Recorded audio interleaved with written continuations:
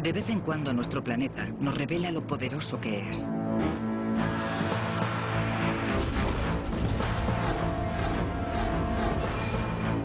En todo el mundo, millones de personas viven bajo la amenaza de terremotos que provocan miles de muertos y arrasan ciudades enteras en pocos minutos. Los terremotos no matan a la gente, son los edificios.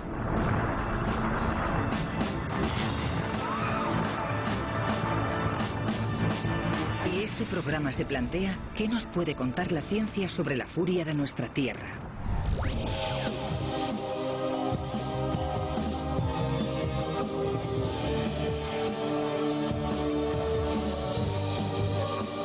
Ciencia al desnudo, la furia de la Tierra. En el siglo pasado, más de 1 millón de personas murieron en terremotos. Y a lo largo de este siglo, se teme que esa cifra se multiplique por 10. En realidad, los terremotos no representan una gran amenaza directa para el cuerpo humano. No pueden agitar a una persona hasta matarla. El verdadero peligro surge cuando el terremoto se produce en una zona urbana densamente poblada. ¿Puede hacer algo la ciencia para protegernos? ¿Llegará el día en que se puedan predecir los terremotos? ¿O estaremos siempre a merced de las fuerzas desatadas de la naturaleza?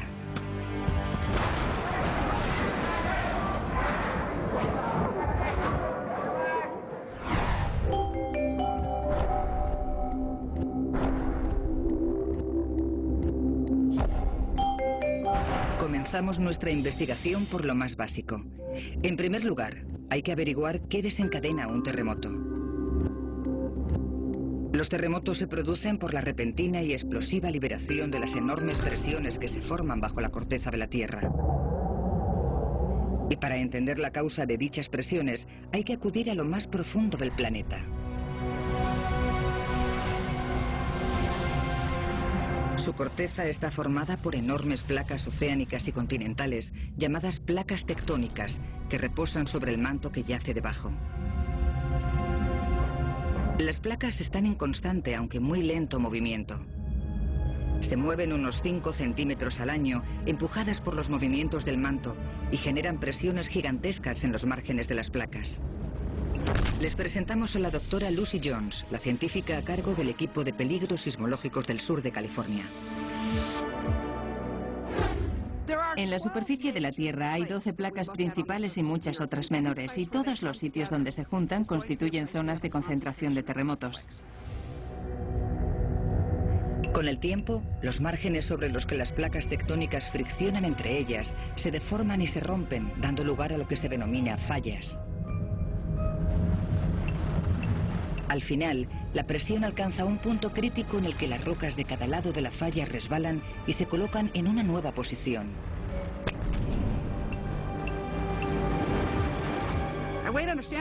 Una forma de entenderlo es chasqueando los dedos. Para chasquear los dedos juntas 2 superficies, las friccionas para que resbalen y aprietas hasta que superas la fricción y se libera una onda que hace vibrar el suelo. Y cuanto mayor es la superficie, más energía se libera y mayor será el terremoto. El sitio de la superficie de la Tierra donde se produce el chasquido se denomina epicentro. Una vez desencadenado un terremoto, nada puede pararlo. Puede viajar a lo largo de toda la línea de la falla. Es un poco como rasgar una servilleta. Los terremotos necesitan una superficie sobre la que producirse. No se producen en el epicentro, pero empiezan en el epicentro. Y entonces se produce una fractura que recorre la falla. Si tiro así de la servilleta, como es demasiado fuerte, no se romperá, pero si le hago una raja y tiro de ella, el desgarro recorrerá toda la servilleta. Una vez que comienza el terremoto es imparable y libera toda la presión entre las placas. Cuanto más larga sea la falla, mayor será el terremoto. Para que un terremoto sea realmente devastador, tiene que ser muy grande y producirse en una zona donde viva mucha gente.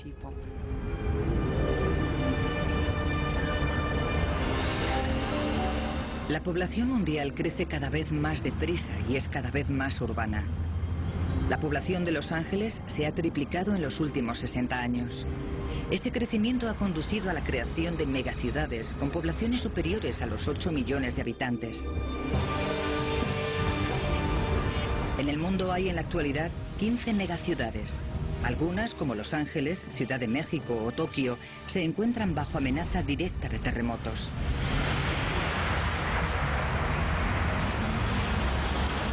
Cerca de 100 millones de personas viven en ciudades bajo la amenaza constante de un terremoto. Y cada año tienen más habitantes.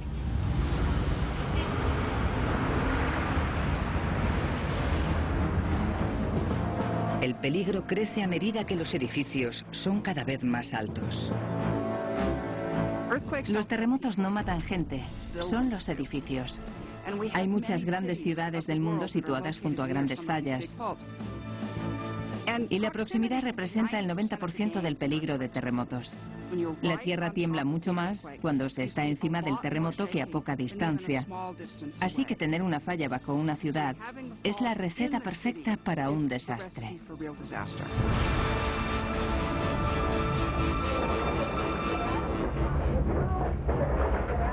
Si un gran terremoto asolase cualquiera de esas grandes ciudades, la destrucción sería catastrófica y podría cobrarse millones de vidas. Y en el pasado ya se han producido terremotos en ciudades importantes. Los grandes terremotos del pasado, como el de San Francisco en 1906 o el de Tokio en 1923, nos permiten comprobar el abrumador nivel de daños que ocasionaron, y hoy en día en esas ciudades vive muchísima más gente que hace 100 años. Hay una región en la que se han producido más terremotos que en ninguna otra. La cuenca del Pacífico engloba toda la placa tectónica del Pacífico, desde los mares del sur de China a la costa de California y de Sudamérica. Los volcanes que rodean su contorno le han granjeado el apodo del Anillo de Fuego. El mayor terremoto que se ha registrado nunca se produjo aquí. En 1960, un impresionante terremoto de magnitud 9,5 asoló el sur de Chile y provocó enormes corrimientos de tierra que mataron a más de 2.000 personas. ¿Cuánta fuerza tiene un terremoto de esa categoría? La respuesta es terrorífica. La magnitud de un terremoto se mide mediante un sistema llamado escala de Richter, que puntúa del 1 al 10. De una cifra a la siguiente, la fuerza se multiplica por 10. Una magnitud de 5,5 puntos es, por ejemplo, más fuerte que la bomba atómica de Hiroshima. Sin embargo, la fuerza de un terremoto de 9,5 puntos en la escala de Richter es 100.000 veces más potente que la de uno de 5,5 puntos.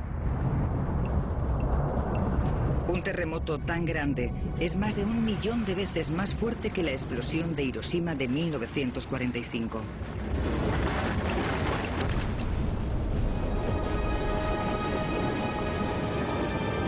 Si un 9,5 azotase una megaciudad, podría significar su destrucción total. Los científicos que quieren predecir el siguiente gran terremoto lo tienen muy difícil. Y antes de predecir el futuro, tienen que analizar las catástrofes del pasado.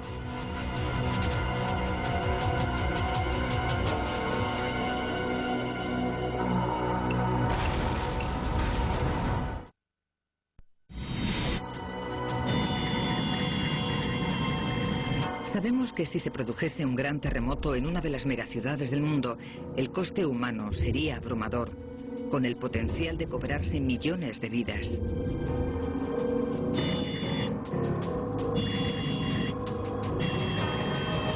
A lo largo de la historia, los terremotos han demostrado lo altas que pueden ser sus cifras de víctimas.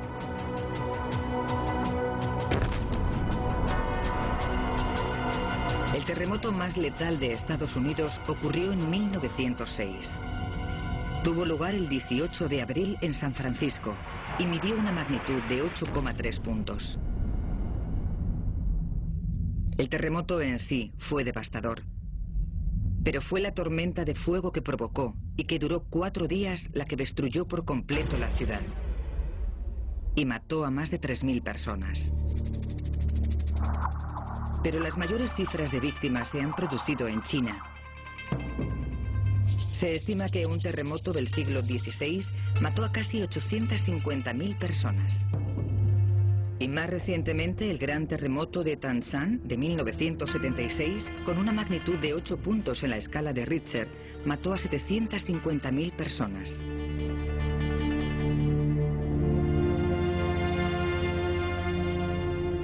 Los daños de los terremotos también se extienden a la economía y a los medios para ganarse la vida. El terremoto más costoso de todos los tiempos se produjo en Japón en 1995. A primera hora de una mañana de mayo, la ciudad de Kobe se vio asolada por un terremoto de 6,9 puntos. En menos de 30 segundos destrozó unos 120.000 edificios.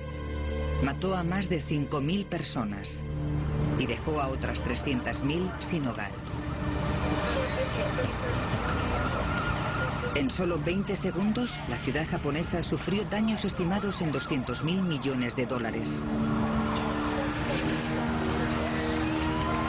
Los terremotos de Kobe y Tanshan fueron tan costosos en términos humanos y económicos porque afectaron a ciudades densamente pobladas e industrializadas. Sin embargo, el terremoto más fuerte de la historia, que se produjo frente a la costa de Chile, solo se cobró 2.000 vidas. Y no causó más que 500 millones de dólares en daños.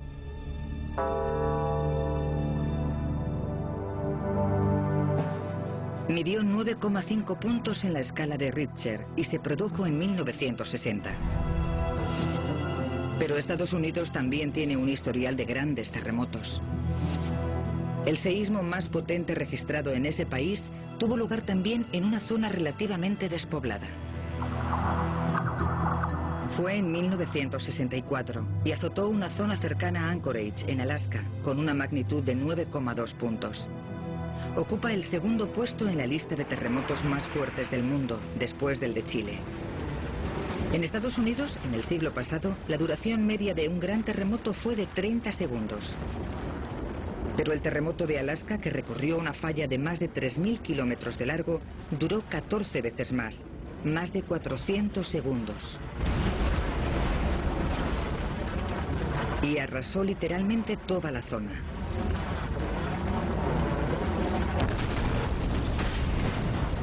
Un pueblo quedó totalmente borrado del mapa. Pero su desgracia tuvo que ver más con el tipo de tierra sobre el que se levantaba que con la fuerza del terremoto.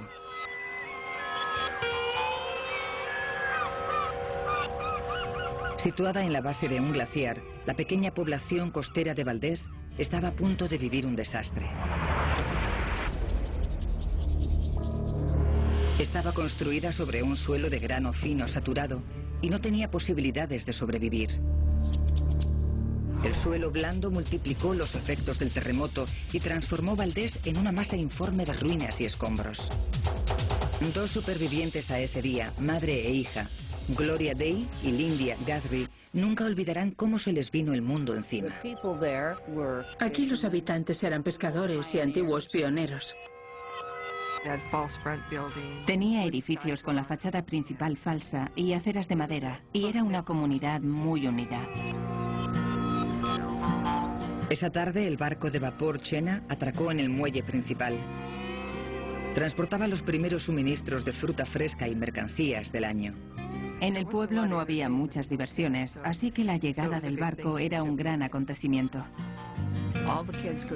Todos los niños corrían al muelle porque el cocinero del barco les daba golosinas y hacía galletas para ellos. A las 17:30 horas, cuando el barco estaba amarrando, se produjo un temblor.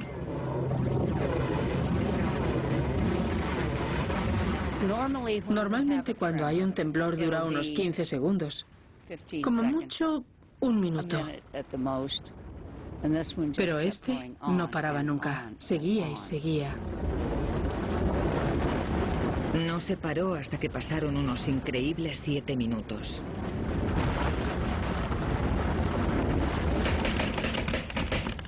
Oí cómo se saltaban los clavos de los tablones de la casa. Me entró miedo y salí corriendo escalera abajo. Los temblores me empujaban contra la pared mientras bajaba. Tenía el camión aparcado delante de la casa y rodaba casi 1 metro hacia adelante y hacia atrás. Recuerdo que pensé que nos veníamos abajo y que era el fin del mundo. El pueblo estaba levantado sobre arena y grava inestable. Cuando se produjo el gran terremoto, la onda expansiva agitó la tierra sin consolidar con tanta violencia que acabó arrasando todas las casas. Casi me muero de miedo. Creí que no iba a acabarse nunca y que era el fin del mundo. El mar se levantó delante del muelle como si fuera una avalancha submarina. Desde nuestra casa se podía ver al Chena por los aires. Segundos después, el muelle se hundió y el mar se lo tragó e invadió todo el puerto, que desapareció bajo el agua. Los estibadores y toda la gente que había en el muelle desaparecieron. Cuando los depósitos de gasolina locales se rompieron, se produjo un incendio que se propagó con rapidez y destrozó casi todos los edificios que el terremoto había dejado en pie. Familias enteras murieron. Poco después, el pueblo entero fue declarado geológicamente inseguro y se decidió no reconstruir nada. Fue abandonado para siempre. Reinaba una sensación de sobrerecogimiento. Sabíamos que había pasado algo catastrófico. Los supervivientes nunca regresaron. ¿Por qué quedó Valdés completamente arrasado por el terremoto? Cuando un gran terremoto agita tierra saturada de agua, las fuertes vibraciones pueden causar un fenómeno denominado licuefacción, que se produce cuando el suelo no es muy compacto o es arenoso.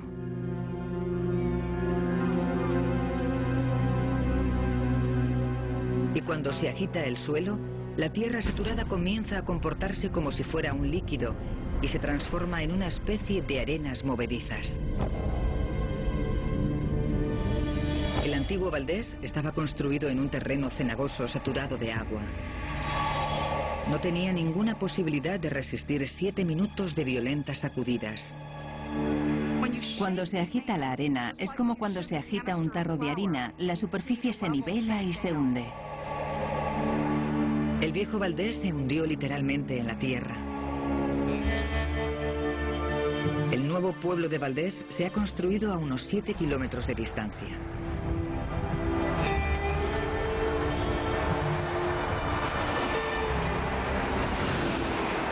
Apenas quedan restos del antiguo, aparte de un monumento en conmemoración de los 32 hombres, mujeres y niños que perdieron la vida.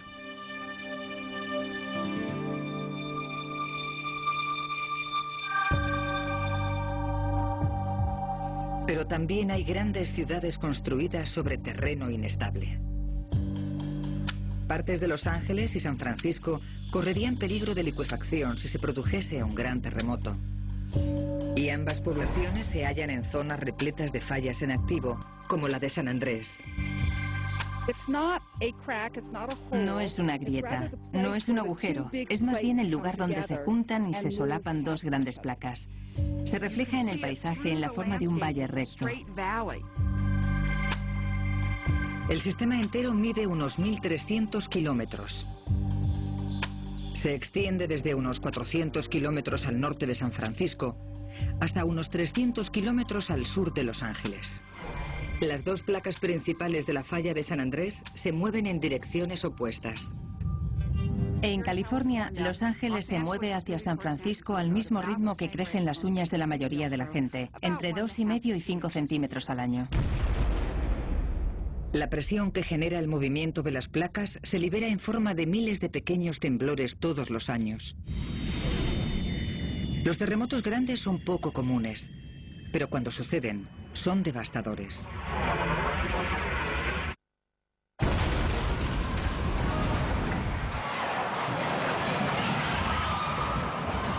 San Francisco está muy cerca de la falla de San Andrés y los temblores son mucho mayores cuanto más cerca de la falla se esté, así que San Francisco sufrirá el impacto de lleno. En San Francisco, el último gran terremoto se produjo el 17 de octubre de 1989. Ese martes, muchos de sus habitantes estaban preparándose para ver el partido entre los Giants de San Francisco y los A de Oakland, el tercero del campeonato mundial. El terremoto se produjo cuando muchos vecinos estaban pegados al televisor.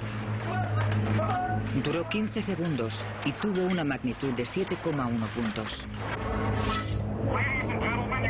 Presten atención, por favor. Se va a interrumpir temporalmente el partido. El puente de la bahía sufrió daños y parte de la autopista Nimitz se vino abajo. Ocasionó más de 3.500 heridos y grandes daños a más de 20.000 edificios de toda la zona de la bahía.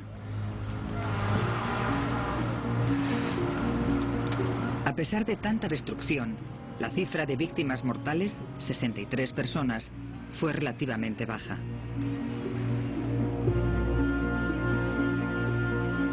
Las autoridades municipales se quedaron sorprendidas de que tantas infraestructuras, aparentemente a prueba de terremotos, se hubieran venido abajo.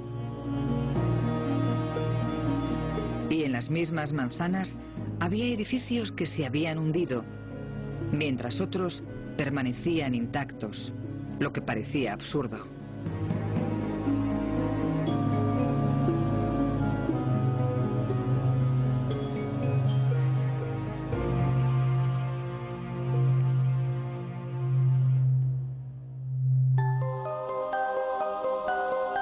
¿Por qué se derrumban unos edificios mientras otros permanecen intactos? ¿Y cómo podemos protegernos de los efectos devastadores de los terremotos?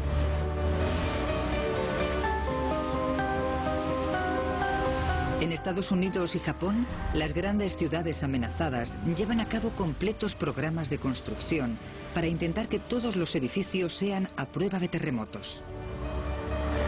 Pero incluso con esas precauciones, cuando se produce un gran terremoto, muchos edificios continúan derrumbándose.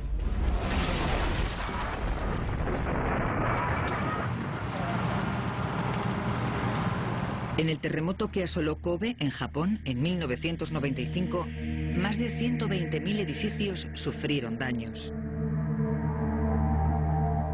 Pero no todas las estructuras se hundieron.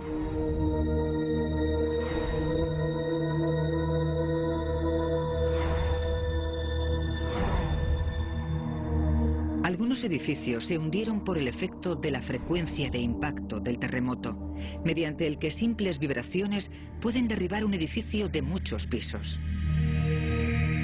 Para enseñarnos cómo ocurre, la doctora Lucy Jones emplea las frecuencias musicales que genera un violonchelo. Las fallas producen terremotos por la misma razón que esta cuerda produce una nota cuando la toco con el arco. Podemos utilizar el instrumento para hacer una analogía musical con los terremotos. Cuando dos enormes placas se entrechocan, como el arco que toca una cuerda, la fricción produce vibraciones de una variedad de frecuencias. En el caso de los terremotos, la frecuencia causada depende de la longitud de la falla, igual que la nota que produce el instrumento musical depende de la longitud de la cuerda.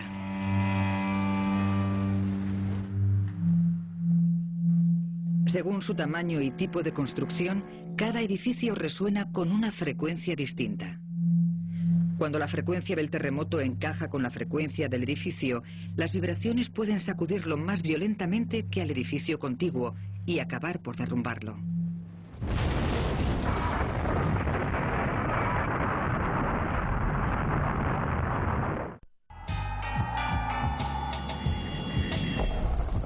El 17 de enero de 1994, 04:30 horas. Los residentes del área metropolitana de Los Ángeles reciben una inesperada llamada despertador, un terremoto de magnitud 6,7. Los servicios de emergencia recorren una ciudad desfigurada por las ruinas, atendiendo distintas llamadas. Necesitan ayuda de cualquiera que tenga formación en búsqueda y rescate urbanos. El capitán Wayne Ivers, del Servicio de Bomberos de Los Ángeles, tiene esa formación y fue uno de los primeros en acudir a la zona del desastre. Fue muy surrealista. Había tuberías de gas rotas que provocaron incendios y parecía una zona de guerra.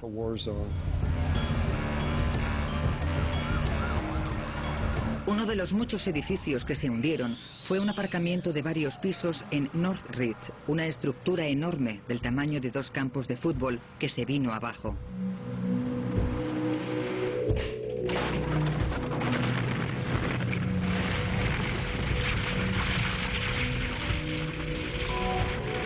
El único hombre que había allí, el barrendero Salvador Peña, quedó atrapado bajo 20 toneladas de escombros.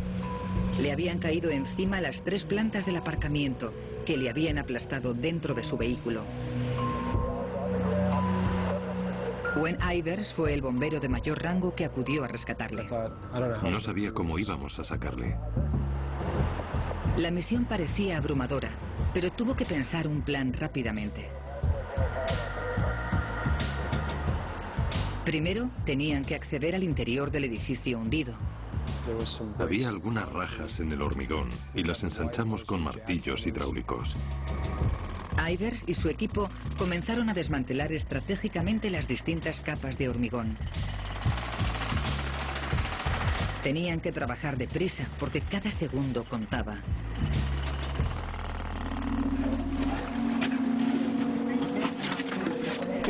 Tuvieron que arrastrarse entre los escombros por espacios de solo unos centímetros de alto.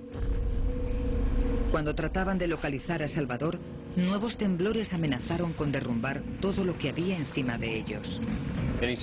Siempre que se trabaja entre escombros se producen desprendimientos. Por eso siempre te preocupa que ocurra un segundo derrumbamiento que te mate a ti y a tus compañeros. El equipo de Ivers siguió adelante, sabiendo que en cualquier momento podría producirse un segundo colapso. Al final encontraron el coche y lo primero que hicieron fue comprobar si la víctima respiraba.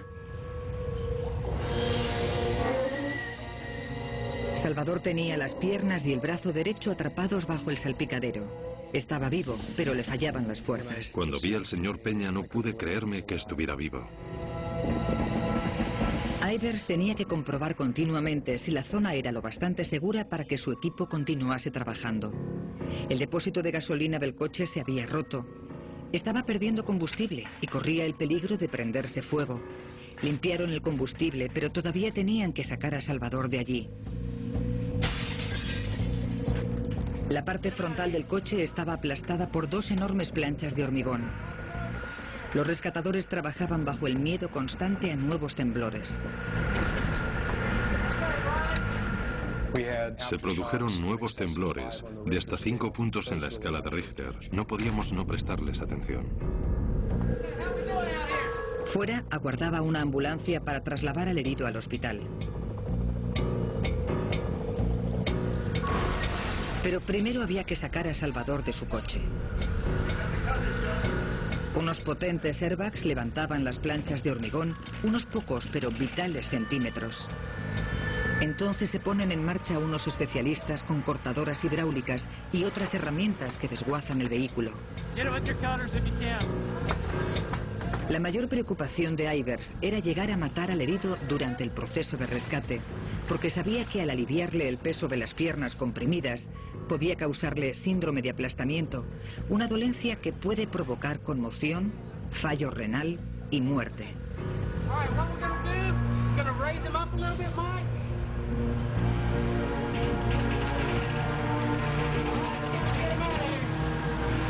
Salvador fue por fin liberado.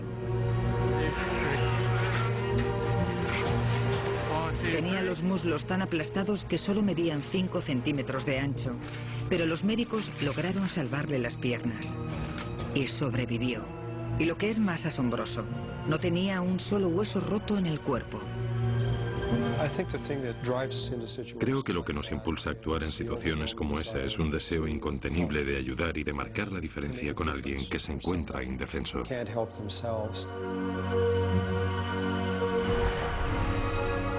Ese día se derrumbaron muchos otros edificios y muchas otras víctimas tuvieron menos suerte que Salvador. Murieron 57 personas y 9.000 más resultaron gravemente heridas. La terrible naturaleza destructiva de los terremotos está muy clara. Pero los terremotos también implican otros peligros menos obvios e inmediatos. Son los peligros que estudia Kostas Sinolakis, profesor de Ingeniería Civil de la Universidad del Sur de California. Los terremotos son el catalizador de otra fuerza letal, la fuerza sobrecogedora de los maremotos.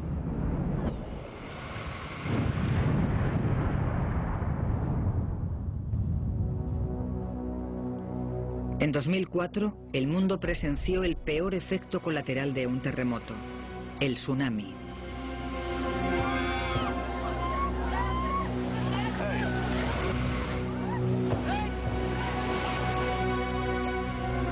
El 26 de diciembre se produjo un terremoto de magnitud 9 frente a la costa de Indonesia, que desencadenó un maremoto de olas gigantes que se extendió por todo el Océano Índico.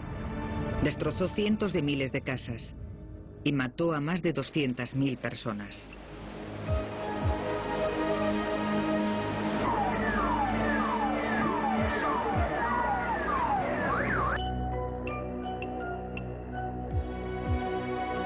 Las olas arrasaron las costas de Asia y África. Destrozaron todo lo que hallaron a su paso y después lo arrastraron al mar. Se perdieron ciudades enteras.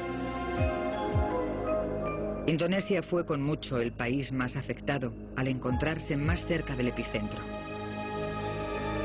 Cuando el gran terremoto levantó la corteza terrestre bajo el mar, se formó una ola inmensa en las aguas que había encima. Fue como si se hubiera arrojado un pedrusco gigante en un estanque.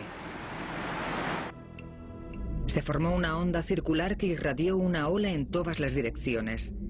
El experto en maremotos, Kostas Sinolakis, nos explica el poder de las olas. En alta mar el tsunami se mueve increíblemente deprisa, puede superar los 800 kilómetros por hora. Los maremotos apenas pierden potencia a medida que viajan por las aguas profundas del mar abierto. Pero cuando se acercan a las aguas menos profundas cercanas a tierra, las enormes olas se ralentizan e incrementan su altura. Cuando llegan a la costa, incluso después de haber atravesado un océano, los resultados pueden ser catastróficos.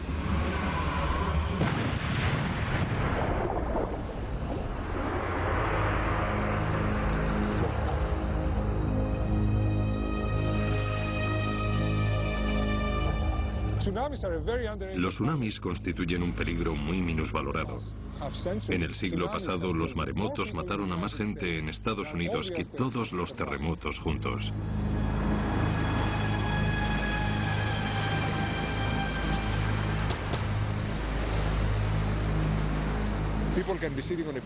La gente puede estar sentada en la playa completamente desprevenida cuando de repente aparece un tsunami. Todos los que están en la playa se ven barridos por el mar. Los tsunamis, como el del sudeste asiático de 2004, se producen en todos los mares del mundo, pero son más comunes en el Océano Pacífico, alrededor del Anillo de Fuego. Los maremotos pequeños son comunes, pero los que alcanzan olas de hasta 30 metros se han registrado en muy pocas ocasiones.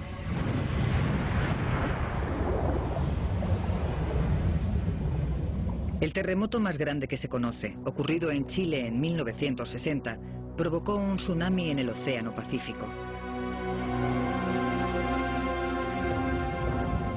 La ola cruzó medio mundo en solo 22 horas y arrasó las costas japonesas.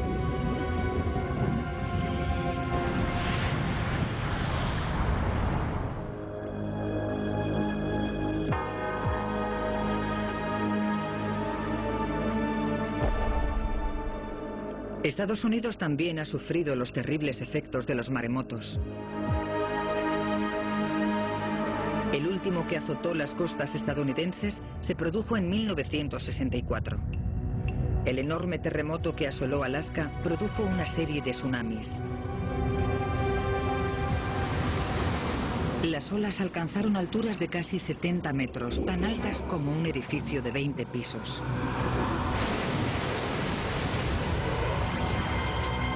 Avanzaron a gran velocidad y llegaron a ciudades tan al sur como Crescent City, en California, donde devastaron 29 manzanas y mataron a 11 personas. Los efectos del maremoto se notaron hasta en Sudáfrica. Pero en 1998, otro tipo de tsunami cambió por completo la forma en que los científicos estudiaban este fenómeno. Hasta 1998 pensábamos que todos los tsunamis gigantes estaban generados por grandes terremotos como el de Alaska de 1964, pero en 1998 un terremoto relativamente moderno en Papúa Nueva Guinea cambió nuestra perspectiva por completo. El 17 de julio de 1998, un terremoto de magnitud 7 azotó Papúa Nueva Guinea. Unas 12.000 personas vivían en los poblados de la costa, junto al agua, en viviendas tradicionales de madera.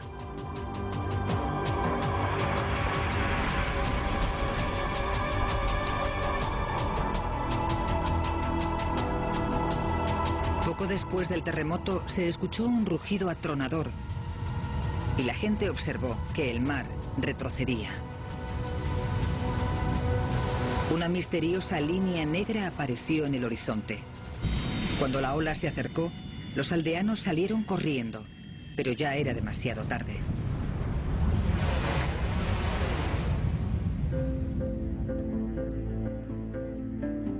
La ola de 15 metros se los llevó a todos y destruyó las aldeas. Murieron más de 2.000 personas. Lo que sorprendió a los científicos fue que un terremoto relativamente modesto causara un maremoto tan grande. Hasta entonces los expertos pensaban que los tsunamis solo se producían a causa de grandes terremotos directamente bajo el lecho marino. Fue un terremoto de los que se producen en el mundo todas las semanas y generó una ola gigantesca. Y no sabíamos por qué. En Papúa Nueva Guinea, el epicentro del terremoto estaba en tierra, no bajo el mar. Pero la onda expansiva se propagó a la costa y desencadenó un enorme corrimiento de tierra submarino. La avalancha de rocas y sedimentos del lecho marino desplazó grandes masas de agua que probablemente dieron lugar a la enorme ola.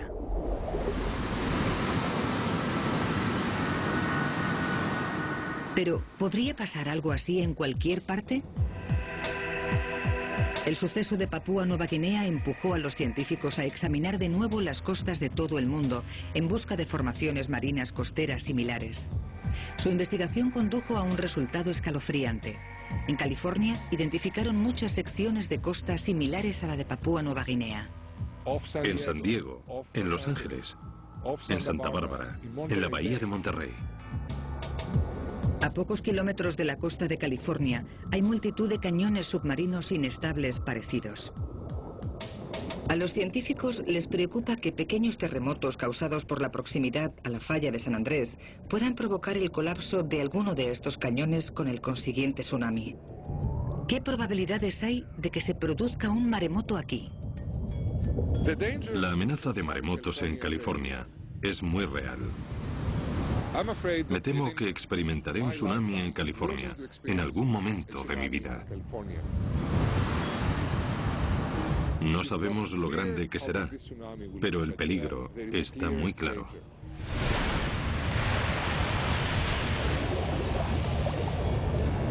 Se ha instalado una red de aparatos de detección, pero el aviso puede llegar demasiado tarde, porque un tsunami causado por un terremoto puede alcanzar la costa en cuestión de minutos. La única esperanza para esta costa es predecir el propio terremoto. ¿Es eso posible? Predecir terremotos es muy difícil y predecir los tsunamis cuesta todavía más. Si existiera un modo fiable de predecir terremotos, entonces podríamos predecir los tsunamis y poder avisar con mayor antelación para evacuar a más gente de la playa. Y entonces salvaríamos más vidas.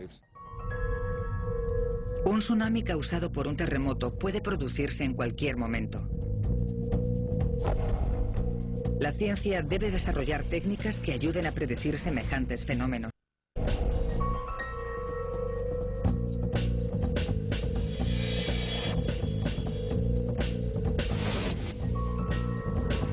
En UCLA, este hombre trabaja en una fórmula que está dando mucho que hablar en la comunidad científica. ¿Habrá encontrado la respuesta a la predicción de terremotos?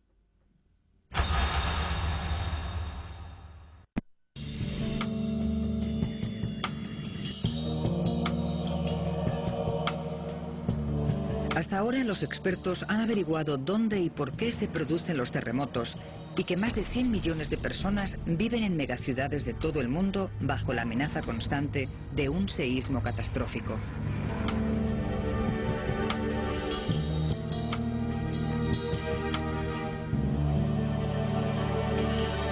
Mediante predicciones exactas, podría evacuarse las ciudades y colocar en alerta a los servicios de rescate.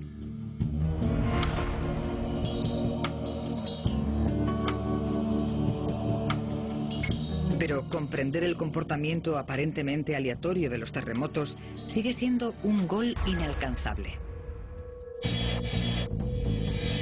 El estudio científico serio de la predicción de terremotos no se inició hasta los años 70. Los científicos de aquel entonces probaron varios métodos de predicción. Algunos creyeron haberlo logrado y desarrollaron teorías descabelladas que se vinieron abajo por la inconsistencia de sus resultados.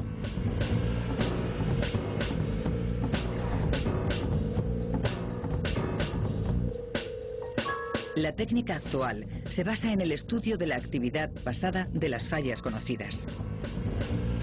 Podemos decir dónde es más probable que se produzcan y qué magnitud puede que tengan, además de qué consecuencias acarrearán. Los expertos están convencidos, por ejemplo, de que se producirá un terremoto en Los Ángeles y Tokio, porque ya ha ocurrido repetidas veces en el pasado. El problema es cuándo y qué magnitud tendrá.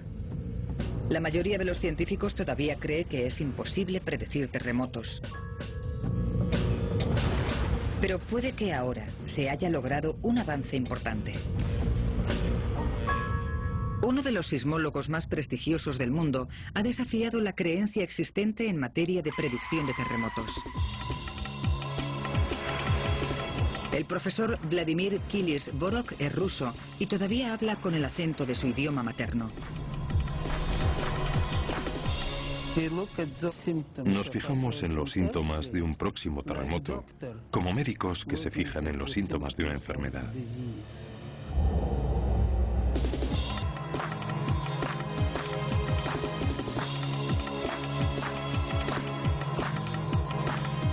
Dirige un equipo internacional de investigadores formado por expertos en reconocimiento de pautas, geociencia, sismología y teoría del caos de instituciones de todo el mundo. Y ha pasado más de 20 años perfeccionando su revolucionario método. Su técnica es muy sencilla. Ha calculado una fórmula para predecir terremotos. Para obtener un resultado, se introduce en la fórmula el número, el tamaño y la frecuencia de las vibraciones de la Tierra en una zona concreta. El resultado ofrece un cálculo aproximado del lugar y fecha del terremoto.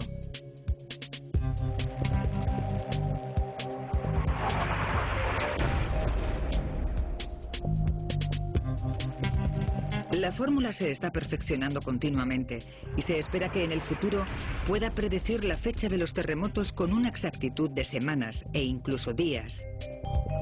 Pero la teoría es polémica.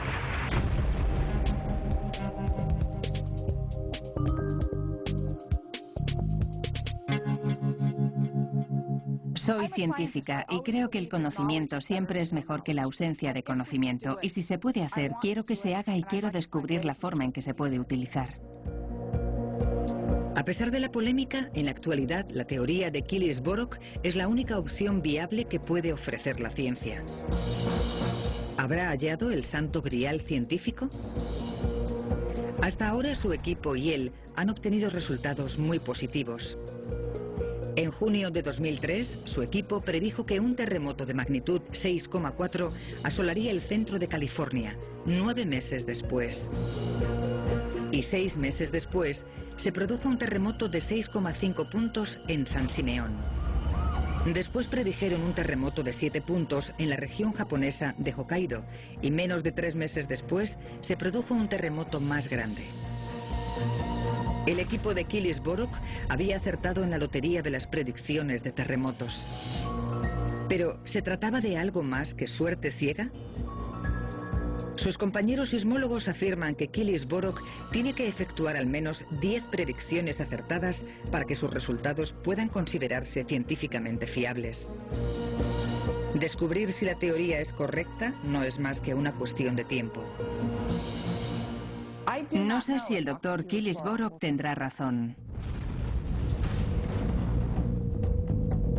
Espero que sí, porque eso significará que es posible predecir terremotos. Me encantaría que fuera verdad, pero todavía no lo sé.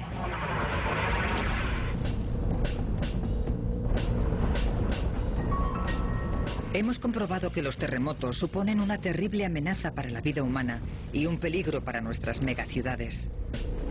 No podemos controlar los terremotos, pero la ciencia por fin está intentando predecir su llegada. Su éxito constituye la gran esperanza para el futuro.